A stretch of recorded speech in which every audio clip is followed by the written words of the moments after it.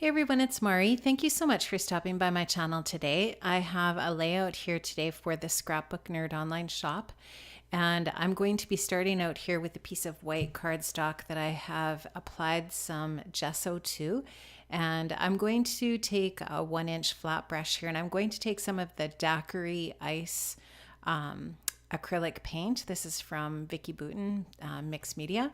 And I'm just going to swipe this across my paper and create a mixed media base for my layout today. So I thought I was going to work with this kind of as a vertical, but I end up, as I work through the process here, switching this to a horizontal, and you'll see that happen here in a few minutes. So I'm just going to take a little piece of plastic and apply some water to it, and I'm going to drop a little bit of that acrylic paint in there.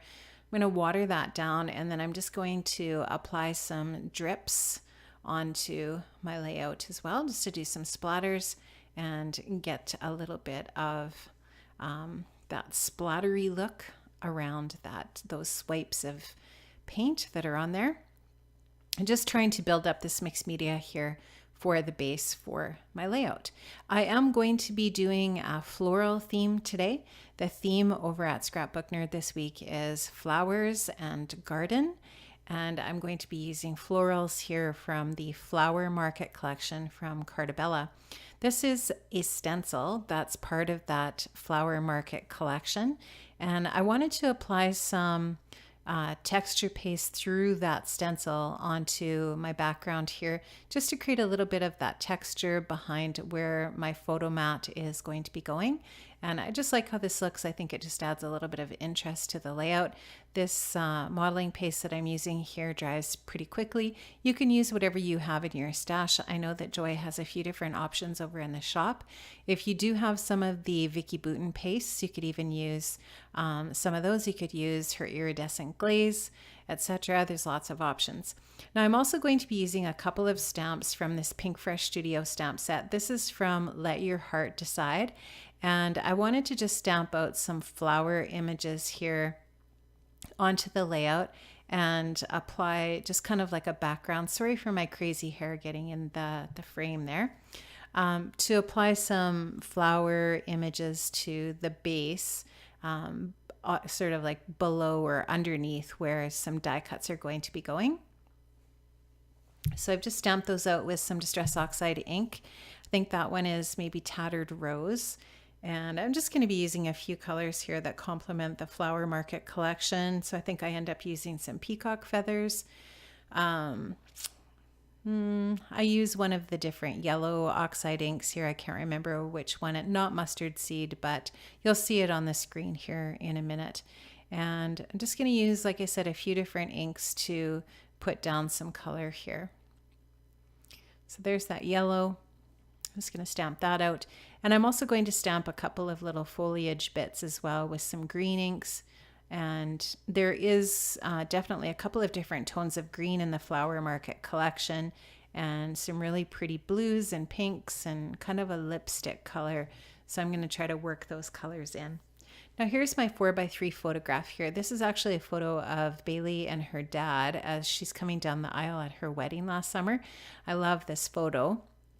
And I'm going to just do a really simple mat behind the photo here with one of the journaling cards from the Flower Market collection, just a piece of scrap paper that I had left over from the 6x6 pad from another layout. I took another one of the journaling cards and I ran it through my notepad punch just to create kind of like a little bit of an interesting edge on it there. And I'm popping things up on foam adhesive just to give it some dimension on the layout. Now I wanted to use one of the cardstock stickers where I have the stamping there. Like I said, the stamping is just going to be kind of like behind the scenes as a base, and I'm going to layer on top of that. This is a cardstock sticker from the sticker sheet there that I just popped up on some foam adhesive. Now I'm taking one of the frames and one of the die cuts that I'm going to be using to embellish on the right side of the photograph there as well. Now I've decided I wanted to size down the white paper on the left there, just about 1/2 inch. And now what I'm going to do is take a strip of that floral paper from Flower Market and stick that down to the left side. And I really like how that brings in all of the different colors that I've used in for the stamping, and in some of the other little bits and pieces here in the photo mat layers as well, just to draw those colors in over to the side there as well. And I'm going to do a little bit of sewing machine stitching where I put that strip of pattern paper on the left, just in a really straight line there. So just really simple. Add a little bit of extra texture over on that side, a little bit of detail. Just going to glue this down. I really like to use liquid adhesive wherever I have my mixed media, just so that it really sticks well to that paint or gesso or whatever's on the base. In this case, there's also some of that texture paste there. Sorry about my hair again. I moved my camera setup, so I keep forgetting how close I can and can't get to the camera before my head gets in there. I think I'm going to have to start wrapping my head up in a scarf or something. Okay, so just going on here, you can see that black scripty word love there. That actually is something that I die cut from the die cuts that are part of this collection. And the die cuts have, I think there's 4 different words like enjoy and beauty and love. And I can't remember what the other word is, but I love those dies because they just create these really intricate little phrases that you can then glue onto your projects, whether it's cards or whatever. So they're really cool. And Cartabella has been carrying those with a lot of their different collections lately, and I love those. Echo Park, same thing. They're very, very cool. And if they have them, I usually try to buy them. I'm taking one of the little brads from the collection as well, and I just cut the little back off of it, and then I'm going to use a glue dot on that. I actually end up taking that off later because I didn't repeat that element anywhere else. And I just thought that it kind of stuck out and looked a little bit weird. So I end up putting an enamel dot down instead of that brad eventually anyways. So yeah, you're just going to see me carry on here. I'm going to add a little bit more foam adhesive behind the photograph. Just trying to get that even in that way. You can see that I've added a strip of patterned paper behind the photograph. That's going to be a horizontal band behind the photo, kind of ground the photo a little bit. I am actually going to move that photo layer up a little bit and add a little bit of this black plaid washi tape underneath that pink and white strip, just so that the black plaid washi tape shows up a little bit more. But I really love this washi tape. I think it's very cool, and I'm going to use a little piece of it over to the left there. So that's going to be another little spot where I'm going to do some layering, and so there's going to be a little cluster over there to the left as well. Just add a little bit more detail there, and you'll just see me kind of creating a little bit of layering there with some foam adhesive and some enamel dots and different things. This photograph, I'll just tell you a little bit about the photo too.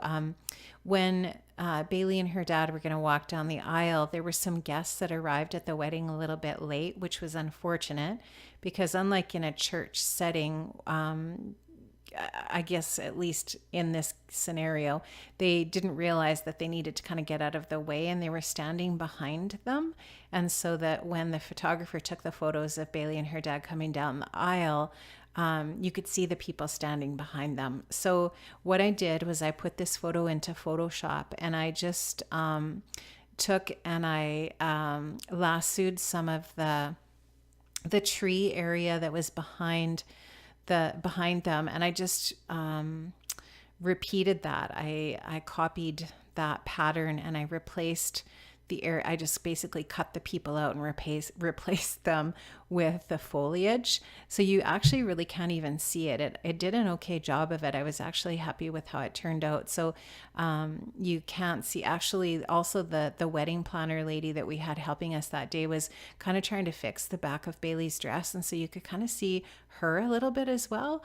And so I managed to, through the magic of Photoshop, kind of get rid of all of that. And so I was happy when I printed this photo and I looked at it and I thought, yeah, you can't really tell. I'm sure that if I hadn't told you that, you wouldn't be able to realize that when you're looking at the photo. So I love the photo. I love the look on their faces. She's just beaming. She's so happy and she has a beautiful smile. And her dad's, you can tell that he's pretty choked up. He's looking pretty nostalgic at this moment. And anyways, I have another really great photo of Brady at the altar. The look on his face as he sees her for the very first time, because they didn't do the first look photos. All of their photographs were taken, of the two of them, the wedding party and that after the ceremony. A lot of couples these days are doing those first look photos and doing their photos before the actual wedding. But Brady didn't want to do that. He's, was really traditional and wanted to see her for the first time when she was walking down the aisle, which was quite a nice moment, obviously. And I got some really good pictures of him at that moment as well. So the photographer, of course, was the one that captured that, which was great.